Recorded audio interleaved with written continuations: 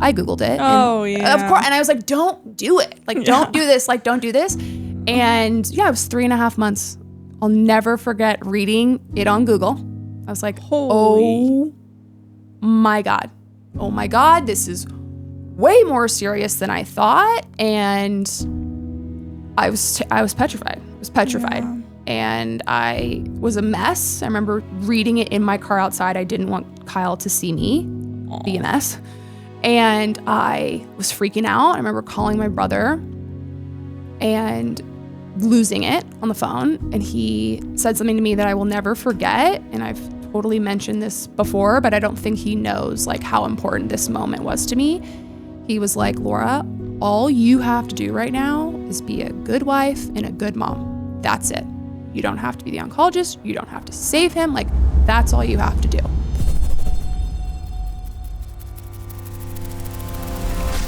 Hey everybody, it's me, Shay. Welcome back to Grief Witnessed, where we remember, where we tell the stories, and where grief is allowed to exist without fixing it. Today I am here with Laura.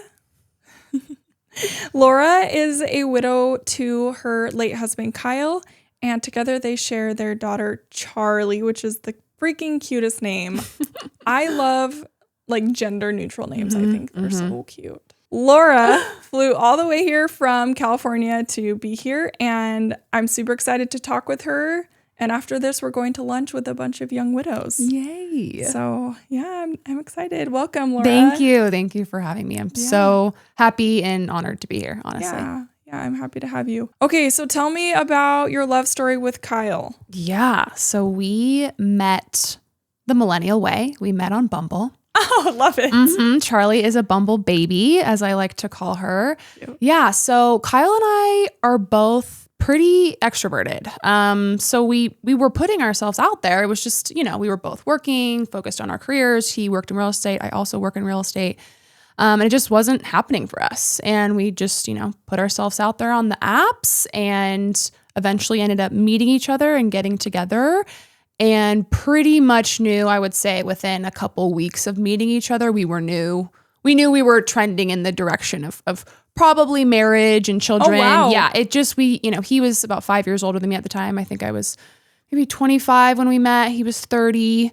And we were just ready. We knew that was what we wanted in our future. And we both came from, really great families who had set really good examples of marriage and what that would look like for us. And we knew that's what we wanted. So we hit the ground running pretty quickly. We moved in with each other within a couple months.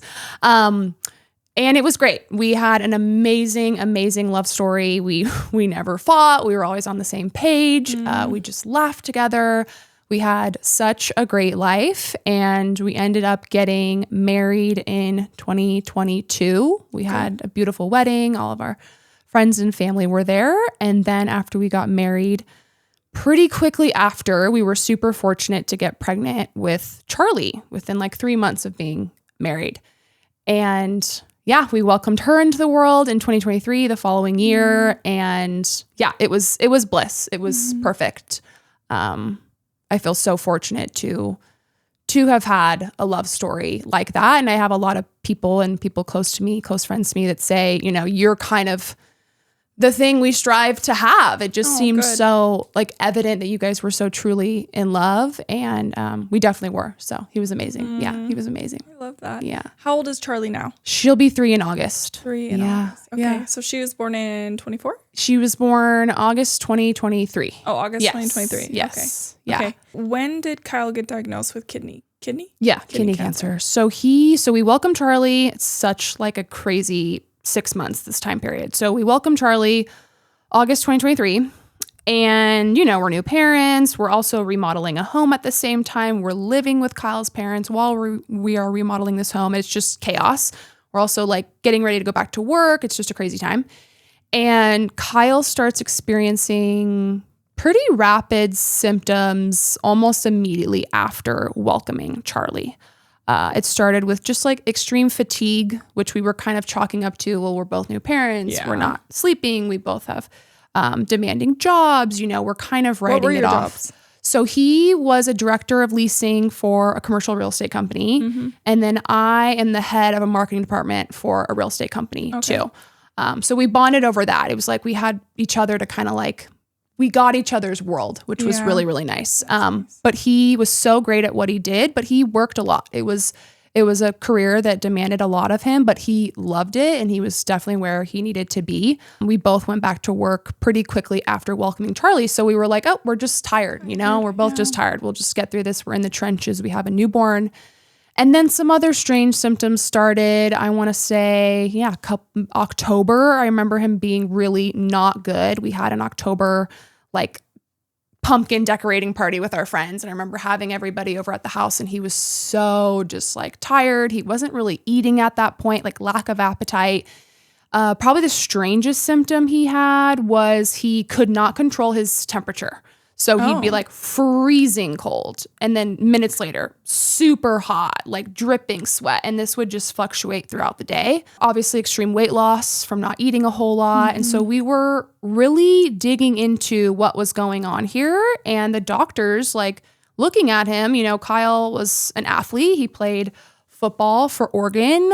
He's always been relatively healthy, loved to like mountain bike ride, work out, like, fitness guy. And so from the outside, it's like, what's going on? Your blood work's not really showing anything, but we just kept pushing for like more tests. Like an average blood panel didn't show anything, but we knew something was wrong. So we just were, pressuring his doctors, like something's weird here. Like we don't know what it is.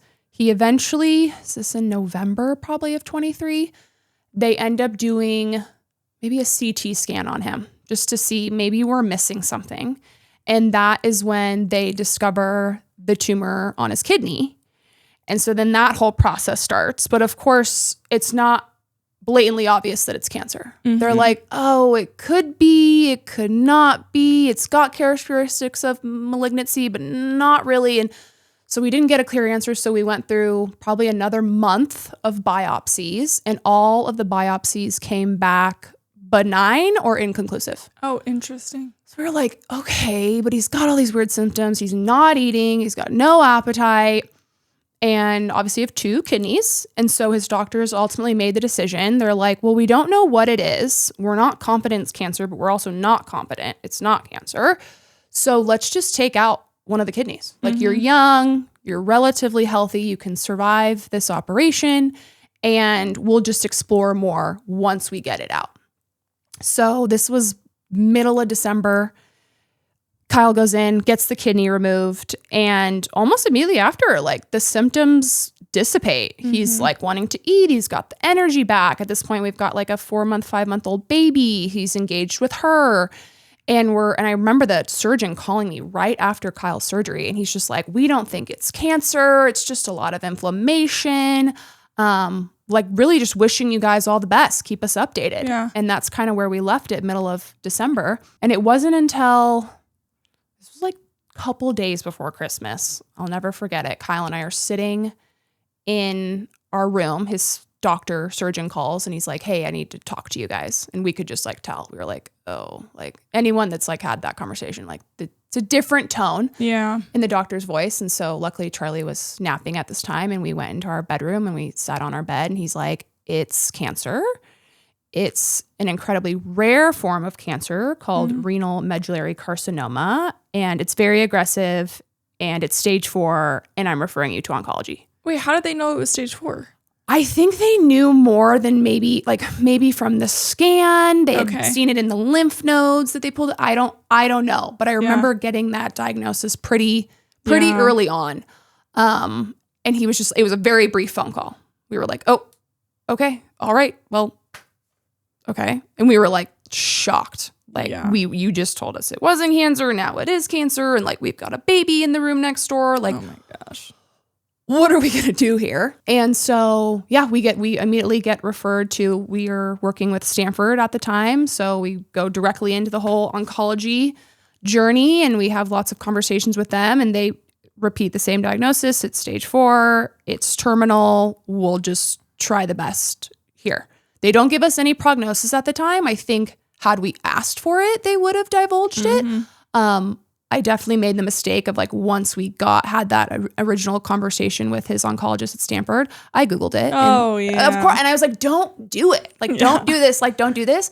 And yeah, it was 3.5 months. I'll never forget reading it on Google. I was like, oh my God. Oh my God. This is way more serious than I thought. And I was petrified. I was petrified. Yeah. And I was a mess. I remember reading it in my car outside. I didn't want Kyle to see me be a mess.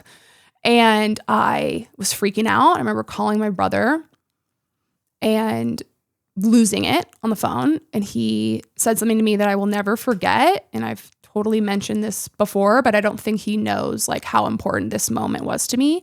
He was like, Laura, all you have to do right now is be a good wife and a good mom. That's it.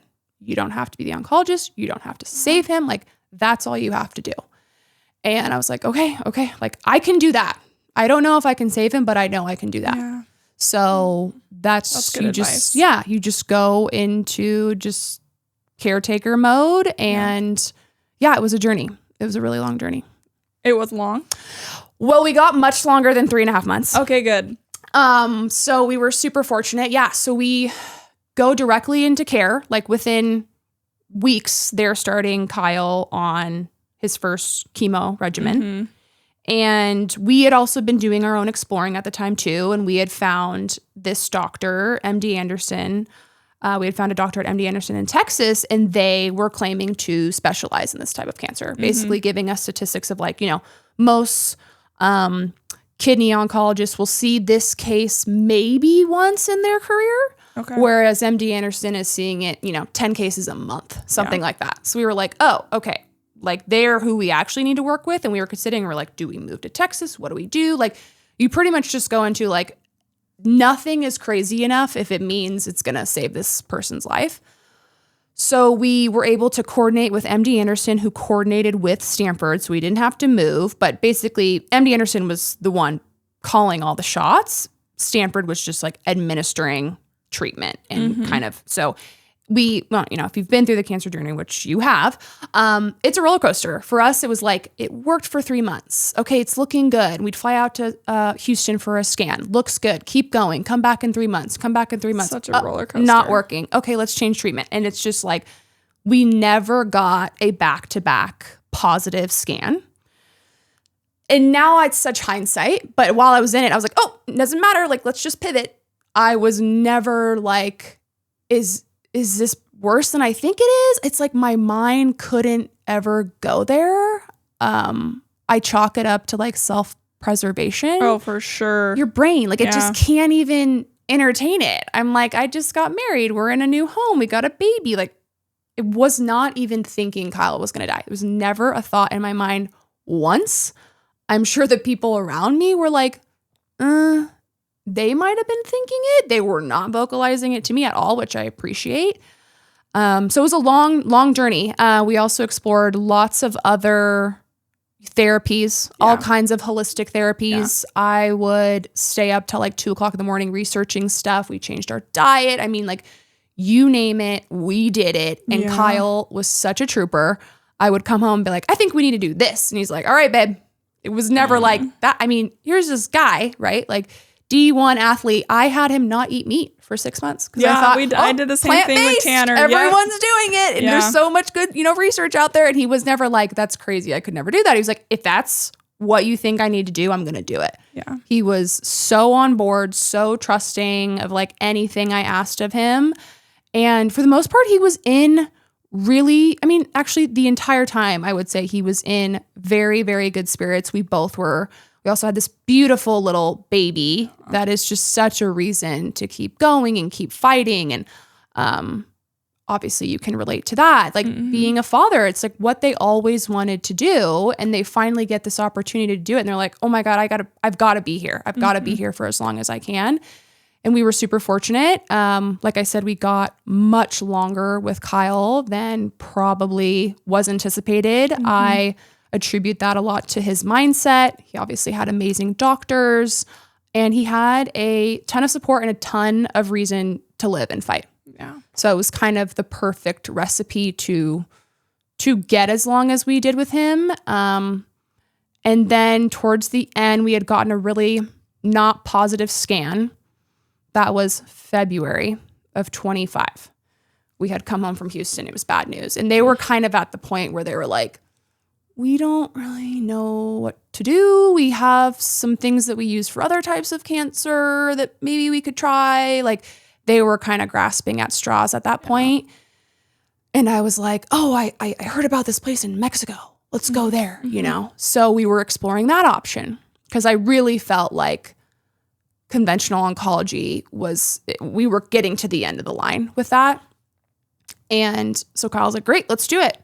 And I remember we go home, we do a little trip. It was like mid-February, Valentine's Day, and we were staying at a friend's house in Tahoe. It was just the three of us. And I was like hyper focused on exploring this Mexico thing. We were like on the phone with them while we're on the phone with our Stanford doctors. Like, this is what we think we're going to do. And again, anyone that's been through this journey, there's not a ton of overlap between these two worlds, right? No. Like a conventional oncology world and then like the holistic approach to cancer. They don't talk to each other. So basically our oncologists were like, do it at your own risk, you know? And so you're like, oh God, it's a scary thing navigating it, but we were desperate. Yeah. So we were definitely exploring options, and we got home from Tahoe and the plan was to get him down there as soon as possible. And he got super sick one night and he's like, I think we needed to go to the ER. And I remember calling my dad. It was like 10 o'clock at night or something. I'm like, you've got to come watch Charlie. We're going to the ER. So he drives over, watches her. She's asleep. We drive to Stanford. We're at Stanford all night. They do some scans and we're sitting in a ER waiting room. And they're like, well, you've got cancer all over your body. And that was the first time that I really had heard that.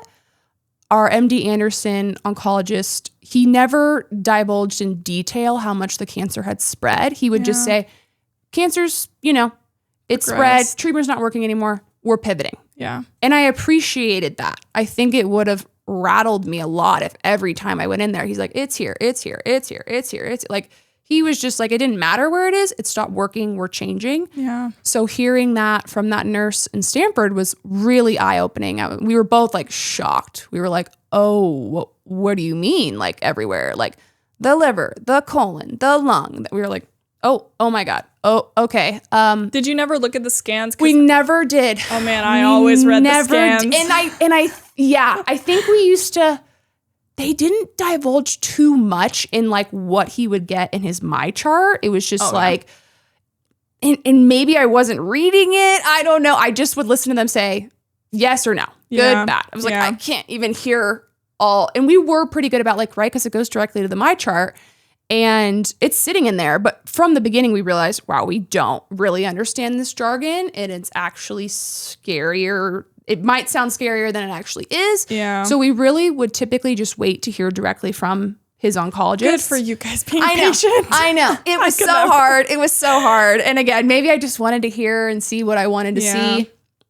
I don't know. But yeah, so being in Stanford, we got that news. We were like, okay. And basically the issue he was having at that point was the cancer was in his colon, his digestive tract. So he could not eat anything because he would eat and he would throw up. And we're like, what is going on? It's like, it's not passing. Yeah. So we started basically our month-long stint in Stanford with, if anyone's ever seen their person get an NG tube put down, it's awful. It's an awful experience for the patient to go through. He had to go through that several times and do that journey of not eating or drinking for several days. I mean, it is torture to watch your person go through this. On top of, he was already pretty frail. So going on weeks of not eating wasn't good. So he was inpatient there? He was inpatient, and we were like, let's get this other this other chemo approved while we're here. We're still working on the chemo thing with Stanford. And then we're also,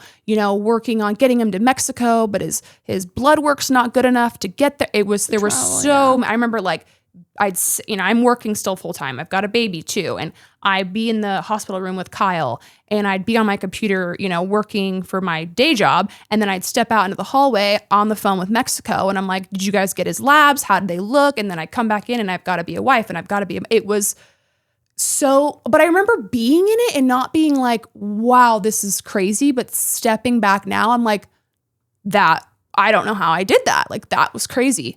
I think it's just like you do what you have to do in the moment. There was no other way out. There was no way I could just curl up in a ball and not do what I had to do. So it's just like you just kind of put your head down and do it. But now I can see it for what it was. It was like, that was insane. That was an insane time period. Like, what was asked of me was wild. But when you love someone, it's like, okay, let's do it. Yep. It's like not even do it. something you're thinking about. You're not even considering like, I don't think I can do this. And actually, I remember having a conversation with my dad after the fact, after Kyle had passed. And he was just like, I was so proud of you for just, standing by Kyle and being there for him. And I remember hearing that and being like, what do you mean? Like, of course, and if anyone knows a little bit about my story, my mom passed away of breast cancer in 2013. So my dad had went through a long terminal illness battle with my mother as well. And he had told me how a lot of spouses, they leave during this time period. They can't hack it, whether it's just too challenging to see their spouse like that, or they didn't envision their life like that, or they just don't have it in them to walk through this journey with somebody. It's a lot. It asks everything of you. Yeah. It asks everything of you. In my opinion, it's one of the most selfless things you can do. 100%. It's not about you at all. You are there purely to support that person in their journey. You're a caregiver. Like, it asks everything of you. So I remember hearing that and just being like, well, I loved Kyle. Like, of course I was going to do that. And I also kept thinking, well, it won't be forever.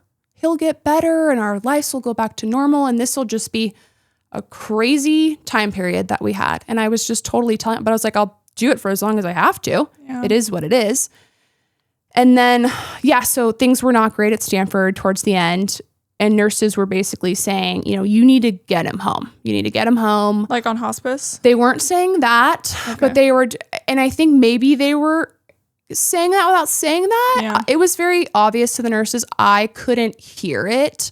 Where I straight up would tell his doctors that would come in and talk, because they'd be like, do you want to have an honest conversation about where you're at? And I would like step in and be like, no, we don't, because it's not going to change anything. It's just going to, riddle our mind with not positive thoughts. And we don't want to hear that. And I never even would let Kyle answer. It's just like, we're not hearing it. Yeah. I was like so protective over like him and his mindset and my mindset and our world. And I just couldn't hear it. And I think there were private conversations that were had when I was not at the hospital. I think Kyle needed to know. I think he knew that I couldn't hear it, but I think he needed to know. And I respect that. He was kind of shielding me from that, but he's the patient. This is his life ultimately. And we did eventually get Kyle home, and he was on artificial nutrition. So I learned real quick how to, sterilize a syringe, do all the, and again, it's like these moments that are like, they're telling you how to do these things. In my mind, I'm like, I've got a 2-year-old or 1-year-old that's like pulling on me, but I've got to keep, his PICC line sterile, and I've got to order the nutrition, and we've got to pull labs, and I got to schedule a nurse to come to the house. And like, I was like, you have these moments, like a moment of like, I don't think I could do this. And then it's very quickly followed by, but you have to. Yeah. And then you do. Yeah. And so we went home with him, and he had artificial nutrition for maybe 1 or 2 weeks, maybe a week at home. And he had been approved for the new chemo, and it was asked if, he had to drive an hour to go do labs and then do the chemo, do the whole journey of that day that, requires a lot of energy. And I remember it was maybe a Wednesday or Thursday, and he was going into chemo, and he was like, I can't go. Yeah. I'm so tired. I can't go. And I literally pleaded with him. I was like, you have to. Like, you have to. This is the only thing that's like going to save your life. Still at this point, I'm like, it's going to save your life. He's so tired. And I know he went that day only for me. He's like, okay, I'll go. He goes down there. He gets denied because his labs aren't good. At this point, the liver is really struggling. We're really having issues with the liver. And they're like, come back again tomorrow and we'll try again. So I think it was a Thursday, because Friday morning, when he was supposed to go back down to do chemo, he ultimately has the conversation that he wants to go on hospice. With you? With me. Yeah, he had the conversation first with his mom. Ugh. And then he's like, I need to talk to you about something. And I was like, what is it? And at this point, we had like a hospital bed set up in our room. It was kind of like a little mini hospital room in our room. And I'm like, what is it? And he's like, I want to go on hospice. And I was like, oh my God. I just like put my hands like on my face. I was sobbing, but I told myself from the beginning, if it ever came to this, if he made this decision, I was not gonna push back or try to convince him otherwise, because I knew how hard it was gonna be for him to make that decision. Yeah. I knew he knew what he was walking away from and saying goodbye to. So I didn't try to change his mind. I just asked him, I'm like, when did you come to this decision? And he's like, well, I've been in the hospital for a month, and you don't sleep a lot in the hospital. There's machines and beeping and nurses coming in and out, and you're left to your thoughts for a lot of time. And when you're in pain, you don't do a lot of sleeping too. That keeps you awake. And he had a very, very poor quality of life at that point. He wasn't eating. He had not had a meal in over a month. He couldn't pick up his daughter. He obviously wasn't working. He was so hopped up on pain medication. He couldn't get up to go to the bathroom. I mean, it's just that it was not mentally, he was just not in a good place, and totally rightfully so. So once we had that conversation, pretty quickly, he was like, okay, so what's the process? How do we do this thing? And his parents were super helpful. The nurses and doctors were super great and just kind of coordinating the whole hospice thing. We had a wonderful hospice experience.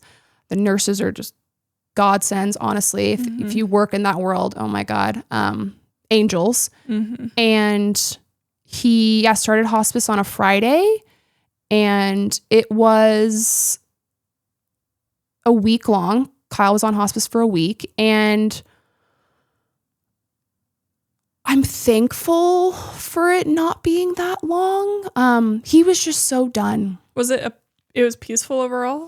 His actual passing, I would not say was peaceful. Yeah. Rough. Like I always say, I'm like, I will be in therapy for the rest of my life for Kyle's last 5 hours of his life. Like what I saw, what I witnessed. Yeah. Where my most trauma is 100%. Hospice. Oh God. Like, but leading up to that, like those days, like once you just move into comfort care, we're just kind of keeping him comfortable. And I got pretty well versed on that. And we were super fortunate. Our hospice nurses had given us all these pamphlets, and they were kind of like, here's just your experience. And like, it was like a textbook case. It was like everything they said he did. And I felt prepared because I'd been doing so much research. That's just how my nature is. I feel like I need to be prepared for things like this.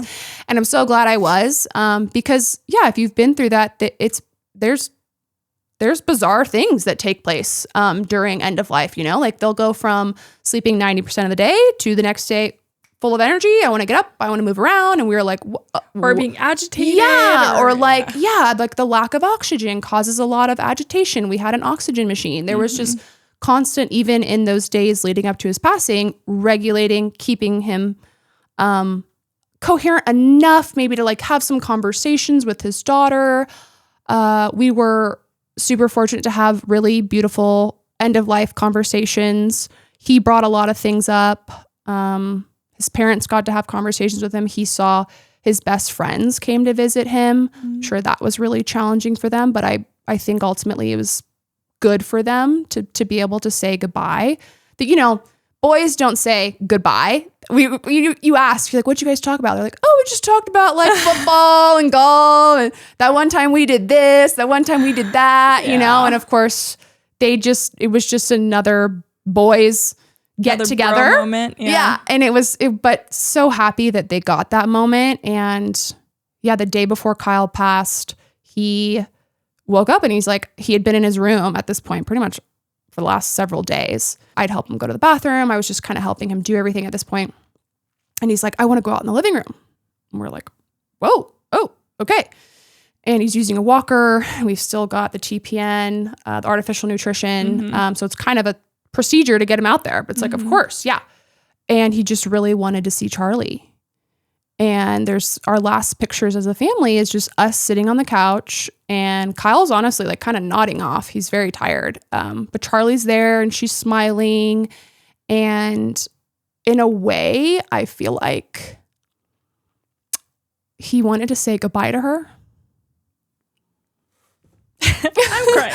I know. I feel like that's what that was. In the moment, I didn't know that's what maybe he was doing, but it was really beautiful. And, you know, Charlie our bedroom has these big French doors with windows. And so, you know, my dad or Kyle's mom would be watching Charlie. She'd be in the backyard. She'd come knock on the window and see Kyle. And she got really used to seeing Kyle in this bed in the room. And he would just perk up and light up when he saw her. And yeah, then the next day, nurses came over. And still just, you know, how's medication? Just kind of a short, brief conversation. It's probably around noon. And we were working on oxygen. It was like a lot of agitation. So we were increasing the oxygen levels and learning all about that. And yeah, he ultimately, his parents were in the room with me. I was there, obviously, just holding his hand. I remember reading our wedding vows. At that point, he hadn't spoken for several hours. And yeah, it's you go into the whole absolute end of life sequence of events, which for Kyle was, you know, they're not mentally there at that point, and you can tell yourself that they're not in pain, but what you are watching their body experience is torture. It's a horror movie. It's what I saw when I closed my eyes for months after. It was the first thing I would see. And I like wouldn't even go to sleep the first couple months because I was like, I can't unsee what I saw. The sounds just, it was horrific. It was horrific. And I remember telling my dad a couple days before. So my mom passed away. She passed away at home too. She went through a similar sequence of events. And I remember my dad had asked my brother and I, he's like, do you guys want to be there? And I had made the decision. I was 20 at the time. And I said no. And I'm super thankful that I had made that decision, because had I known that that's probably what was going to happen to Kyle, I would have been petrified. Yeah. And I was petrified still. And I told my dad that. I was sitting at our kitchen table. I was like, I'm so scared. I'm scared. I don't know if I can do this. I don't know if I could do this. I just like kept telling myself that. And he's just like, we're both crying. He's like, yes, you can. Yes, you can, because you love Kyle. And it was really that simple. It's like, this is what you do for the people that you love, and you need to be there. You're his wife. And I was like, you're right. You're right. Of course. Like, not that there was ever a chance I wasn't going to be there. I was just so scared, and I had to tell somebody. And my dad's like my person. He like lived with us the last 2 weeks of Kyle's life. And he was right. I had to be there. And yeah, I just held Kyle's hand and spoke to him. And his parents got some really sweet, precious moments with him too. Because Kyle was 35, but he's still their baby. Yeah. And I'm really happy they were there, and they helped me a lot through that time period. And he left this world feeling just so loved. And he knew that I would be okay, and that I could take care of Charlie, and that she would have a good life. And she would, the thing that he told me, he's like, just don't ever let her forget me. Don't let her forget me. I was like, she would never. I would never. Yeah. I would never. So, yeah, it was a beautiful, awful, cathartic, miserable. All of the extremes were wrapped up into that final week of Kyle's life. But ultimately, I just feel honored. I feel like I was really put on this earth to walk him home. Yeah. It feels really special to be able to, I won't get to spend the rest of my life with him, but like he spent his last days of his life with me, and I will cherish that forever. Oh yeah, that's really beautiful. Yeah. Yeah. Gosh, this is bringing up a lot for me. But Yeah. just saying I know. like that you were able to walk him through that. Yeah. Yeah.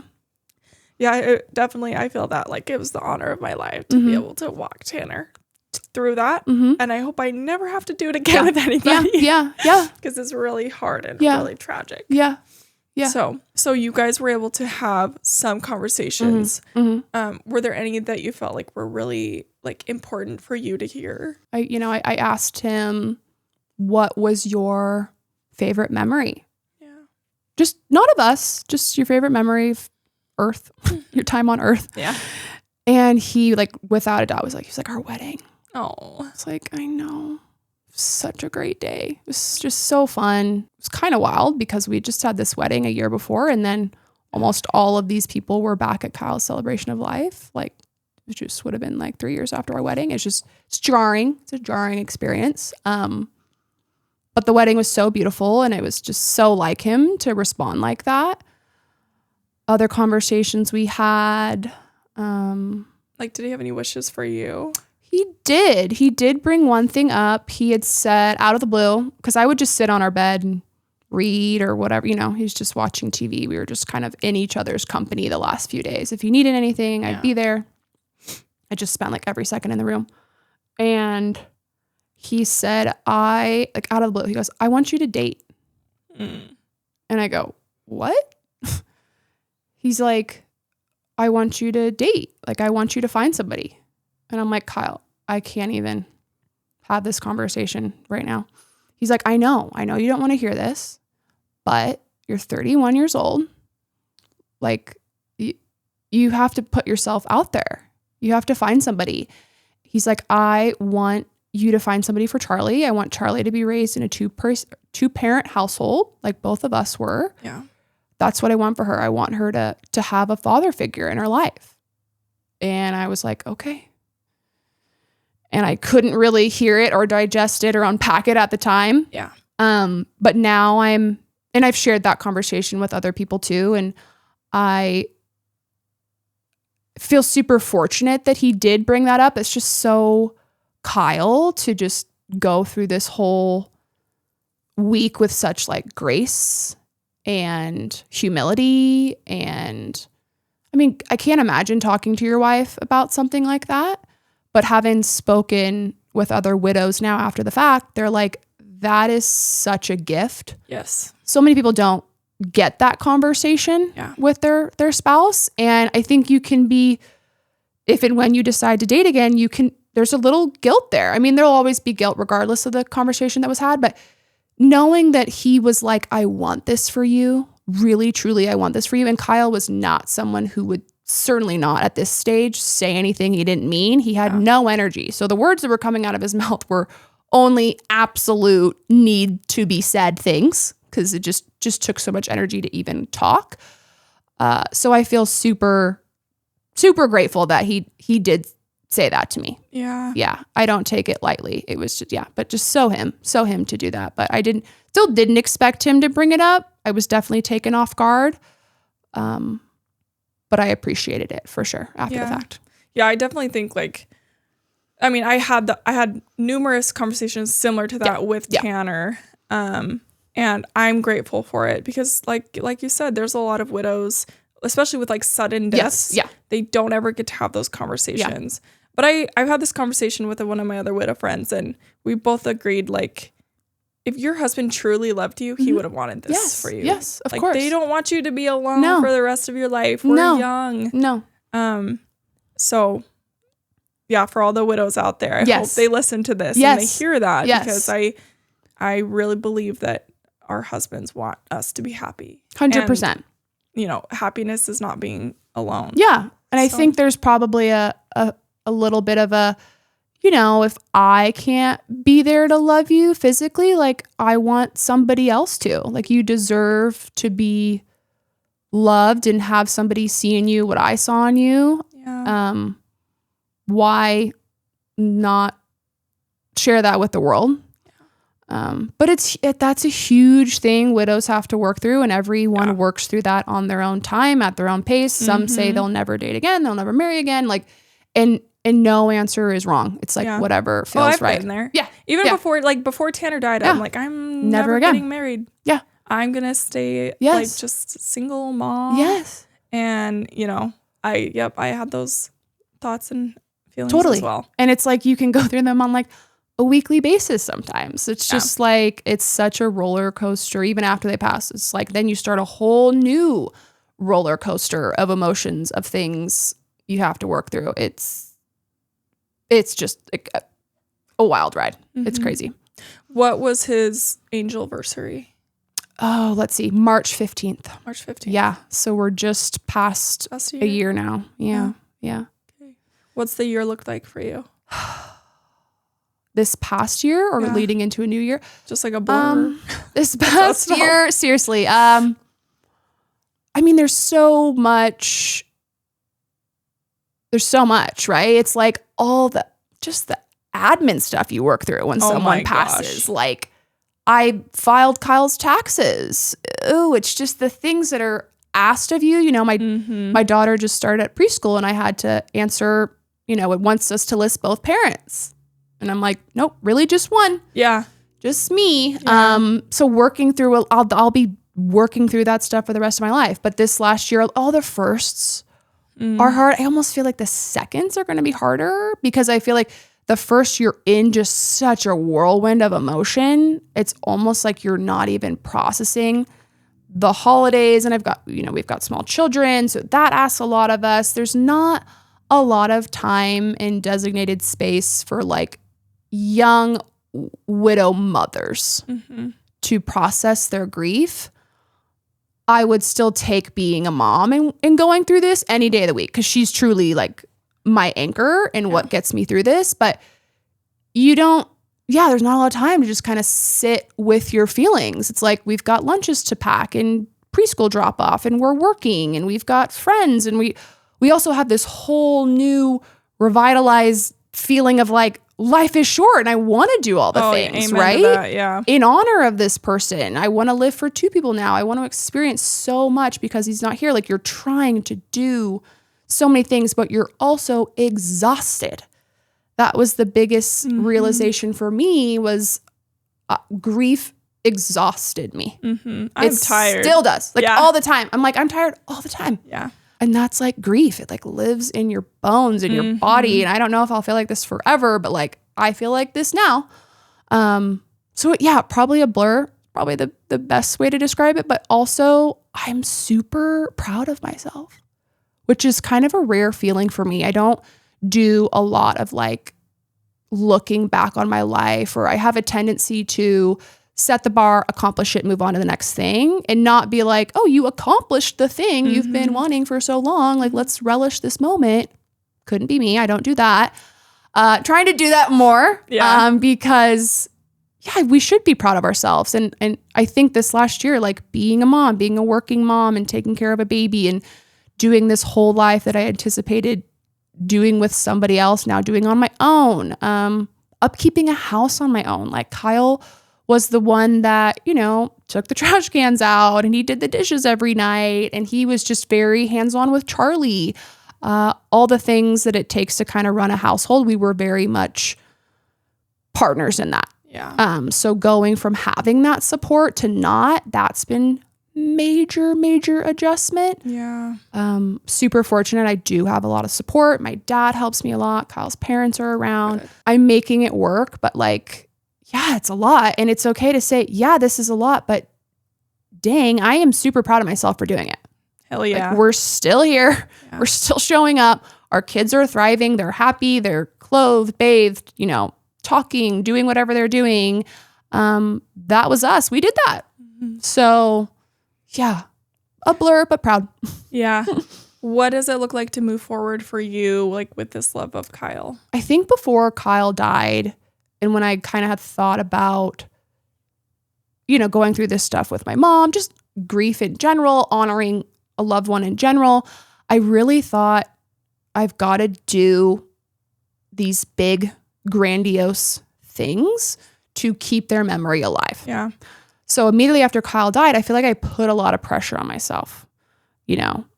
Let's plan a golf tournament in his honor. Let's do a scholarship. Let's do it, And I was finding myself just like, I didn't have the bandwidth for it. Yeah. I didn't have the, sounds bad to say, like, I just didn't have the time. I didn't have the energy. I couldn't even think. I was just getting through the day. I was drowning.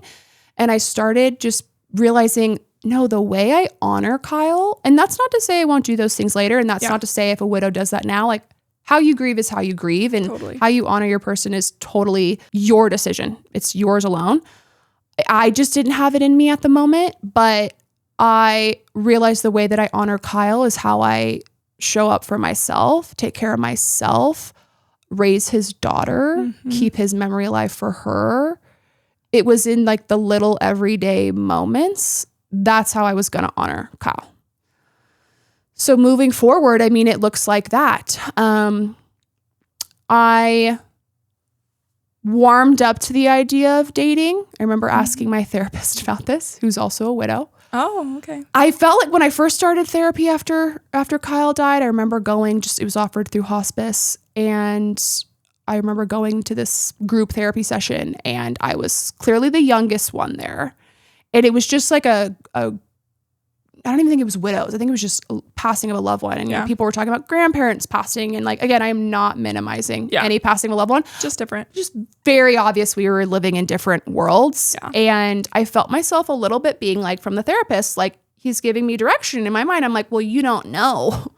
You haven't been through this. Yeah. So I was like, I think we got to find someone who's like a little more on my in operating in the same world I'm in. And I did ultimately find a grief coach who was also a widow. Good. And I remember asking her, this was several months after Kyle had died. And I couldn't even think about dating, obviously, in the beginning. And again, everyone's timeline for dating is very, very different. I think I was maybe 8 or 9 months out at this point, and I had a conversation with her. I was like, how do you know when you should date? She was like, well, it's totally up to you. But she told me 2 things. She's like, if you have like curiosity about what's out there, and she goes, if you're kind of just tired of feeling like shit every single day. Yeah. And I like laughed at that. She's like, dating's fun, right? Like, it gets you pulled out of, like, for me, it was like mom mode. I've been caretaker mode for 3 years, covered in diapers and, you know, administering medication. And I do not regret that time period in my life at all. That's what was asked of me in that time period. But there was no Laura Young in that time period. It was Kyle and it was Charlie. And I would do it all over again in a heartbeat. And I would do it for several more years if that was what was asked of me. But it wasn't about me in that time period at all. And again, that's what's asked of you when you're a caretaker to somebody, especially on a cancer journey. But she was right. I was like, oh, wow. Like, I have not gotten dressed up and had like an adult conversation or felt taken pretty care of or taken care of in a very long time. Yeah. And I was like, oh, that could be fun, I guess. And so, yeah, I kind of started opening myself up to the possibility. I knew I wanted to remarry. And some people say they never will remarry. I knew I wanted to, because I was like, God, this thing was so great. Yeah. God, if I could find, I know I'm not going to find a Kyle again or that exact feeling again, but like I'm very transparent about this with people. I'm like, it's a huge risk to love. Yes. Huge. But the payoff is like the best thing ever. And I knew I wanted that again. And I was hopeful I would have another child again. I always envisioned having at least 2 children. And for me, that looked like finding another husband. So I knew I was going to have to put myself out there eventually. There was no rush. I mean, I definitely did have people saying to me, when are you going to date? What are you going to do? I've got this guy, you know, everyone comes out of the woodworks. I'm like, where were you when I was 25 and trying to find, you know, my person? Everyone has somebody's cousin, nephew that they want you to meet. So we did some blind dates. And I met some really great guys, and it's been a huge learning curve. Everyone has been like educational because like not just dating, but like dating as a single mom. That is a whole other ball game. And as a widow. Yeah. And being on a date and saying my husband, and then they go, is it your ex-husband? And I go, no. And I'm like, but I'm also candid. I'm like, I understand this is right. Like, this is strange. Like, none of the guys were rude. They're just like, do I call him or do I refer to him as your ex? And I was like, no, he's not my ex. Yeah, that's such a funny conversation. I'm like, he's not. He's my husband. Yeah. And I know I'm on a date with you. And it's just so much. There's so many like nuances to dating in this world, but it's been really enlightening. It's been processing a whole new level of, and my therapist told me that. She's like, it's going to open and bring up all new things for you. I'm like, oh God. So she's like, just be ready for that. Yeah. I think in the beginning I was subconsciously just trying to find another Kyle. Because I was like, well, that was perfect. Why wouldn't I just find perfect again? And I still now when I date, I definitely find myself gravitating towards a lot of the same personality traits. He was so great. He was just such a great guy. Like, why wouldn't I? Yeah. I'm very accepting. I'm never going to find another Kyle. I'm never probably going to have the exact love that I have, but I'm also not the same person at all that I was prior to going through this situation with Kyle.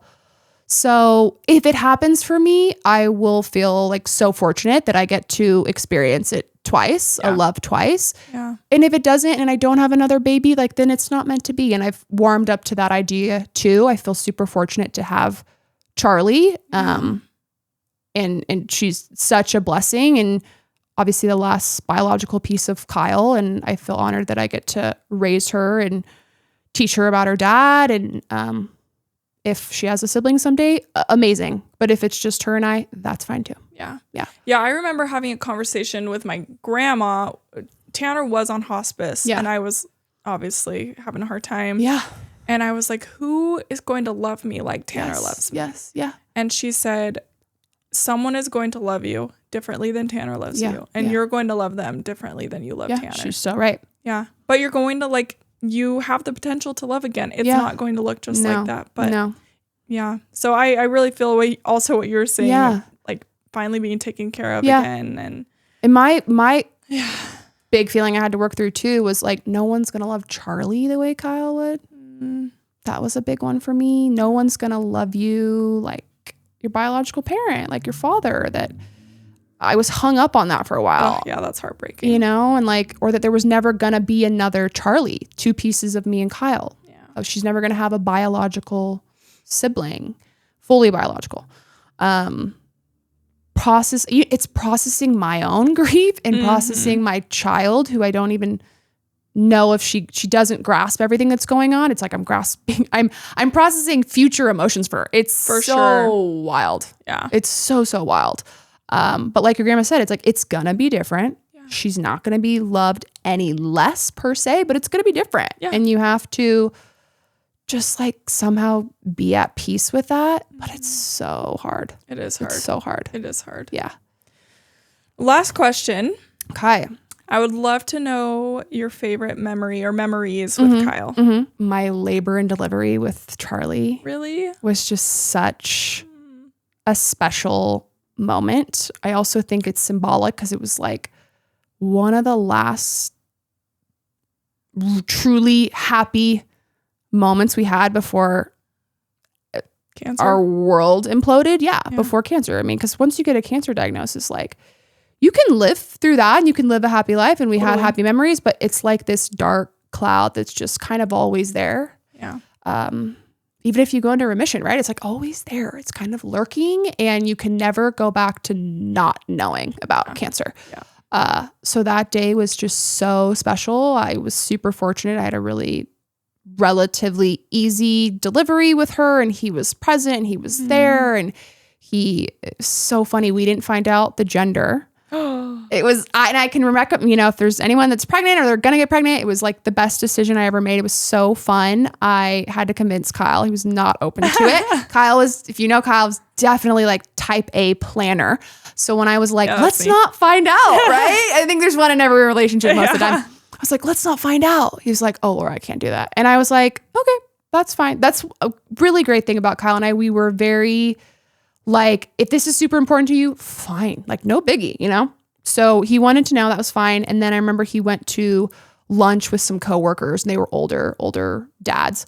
And a couple of them hadn't found out. And they were like, if we can recommend it, it was the coolest thing we ever did. And he came home and he's like, let's wait. And I was like, oh my God, okay. Because we already had the name. I always knew we were going to name our first child Charlie. So that wasn't going to change regardless. And then, so when deep down, I wanted a girl, but I had convinced myself it was a boy. Maybe because I didn't want to be like, a little disappointed or heartbroken. I obviously would have loved this child regardless, but it's like, I always saw myself being a girl mom. I had such a good relationship with my mom. I'm like, God, I would love that. That'd be so great. But it would have been fine either way. And so she's born and Kyle goes, I was just telling the story. Kyle goes, I think it's a girl. And I go, you think it's a girl? We have it on recording. Yeah. And I'm like, what do you mean? I've waited 9 months and we're not absolutely, what do you mean you think? And the umbilical cord was between her legs. So it was a little hard to see sure. And he goes, no, it's a girl. It's a girl. And we both like break into tears. And it was just like the happiest day of our life. And I can't wait for, Charlie to hear these stories. It was just like every parent says, like, the day you were born, like my life changed forever. It was the best day ever. But like the day she was born, it felt like we were being trusted with something so sacred, so important. And I was just having this conversation with my friend. I think being a parent is the most important job you'll ever do. And now I'm left to kind of do it on my own. And I definitely put some pressure on that. And I channel Kyle a lot. But that day was so special. I was never the same. We were both never the same. It was from that day on, never 100% about us anymore. It was about this child and raising this child together. And it's ultimately turned out much differently. But I remember when we were kind of going through, Kyle's end of life planning, mortuary and all that stuff. There was all these pamphlets because I was struggling. I was like, what is going to happen to Charlie? Like where emotionally I didn't know. She was 18 months old when Kyle was going to pass. 17 months. So I was like, maybe I was kind of banking in on her not really remembering anything.